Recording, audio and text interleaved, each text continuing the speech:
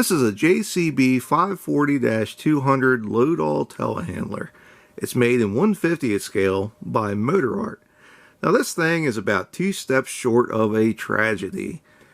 If everything come out right, this would be a fantastic telehandler. Just by itself, the model is very good. It's a great scale representation of the 540 telehandler. It's really good. That being said, the quality control is just horrendous. I mean, it is really bad. It's bad enough that the original retail on these things was darn near $100, and you can find them easy for about $40 because there's just so many that show up in pieces. Everybody just wants to get rid of them.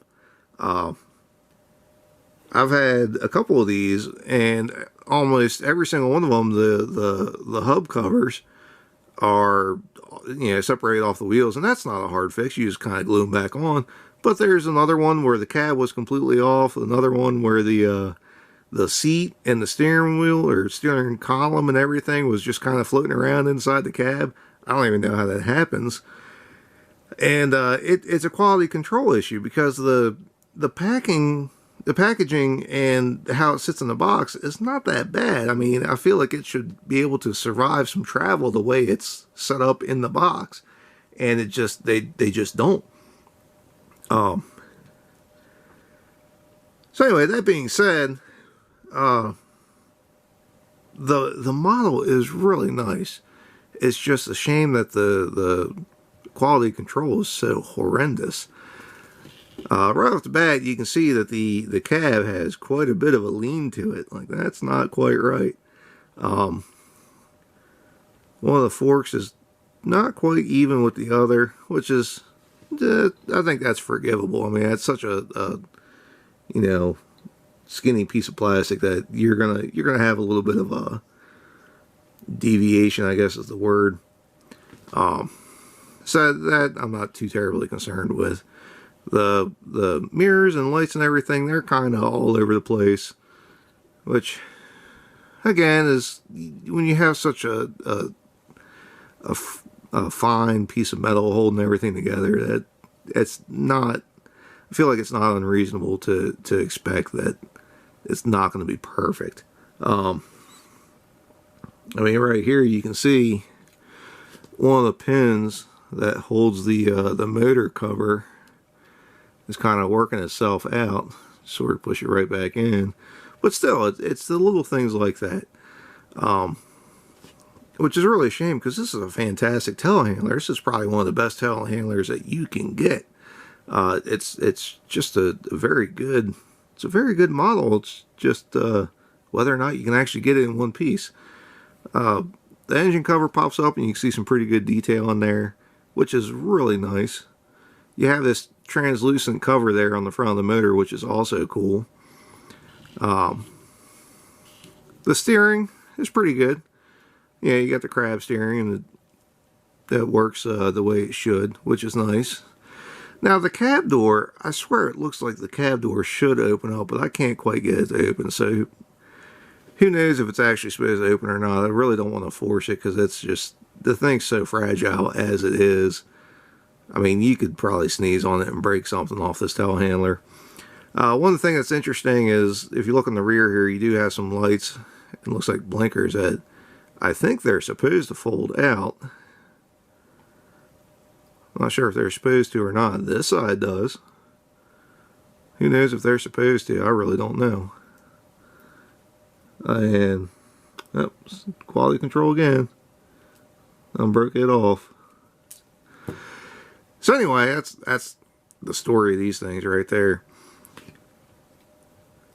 As far as the hydraulics go, they're really not terrible. You got your front stabilizers here. One doesn't quite come down all the way. That's as far as it goes, and you can see it's still up in the air. The other one, however, will come down all the way and will almost hold this thing up in the air. I think if the other one come down as far as this one did, it would probably hold itself up in the air, but it won't.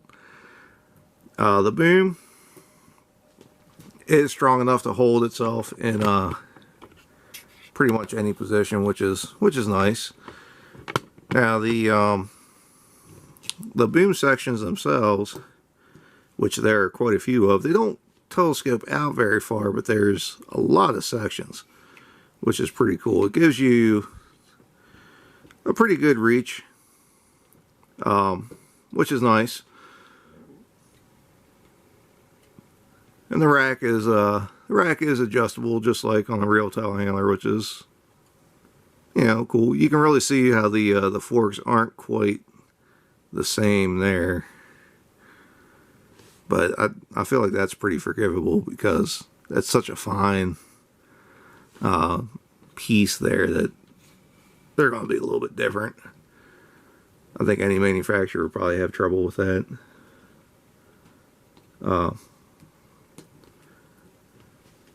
The angle that it comes up to, if you boom up all the way, is really very good. Like, you can get some excellent height out of this thing, which is nice. That's the way it should be, certainly. Really, it's really a nice telehandler. It's just the darn thing is broken all over the place. You have to do so much surgery to get this thing, you know, once you get out of the box, to get it actually looking right. It's almost unbelievable. And when you keep that in mind, like the original retail is around $100. So if you're paying $100 and you get a box full of pieces, that's going to be pretty disappointing. And there's a lot of retailers out there that will accept returns, you know, if something shows up broken.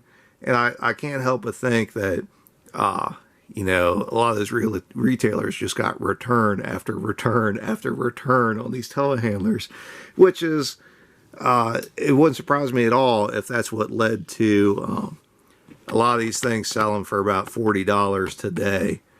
And I think at $40, if you consider the fact that you're probably going to have to glue some pieces back together, I think it's still a pretty good value. Because eventually you do wind up with a nice model. It's just, it's going to take some work to get it there. And at $40 or under, I think it's a great value. Anything above $40, it's not worth it, because you have to do so much to get the thing put back together. But anyway, that's about it. If you have any questions, feel free to ask. If you'd like to see more of what we have, please subscribe to Maryland Construction Diecast. And thanks for watching.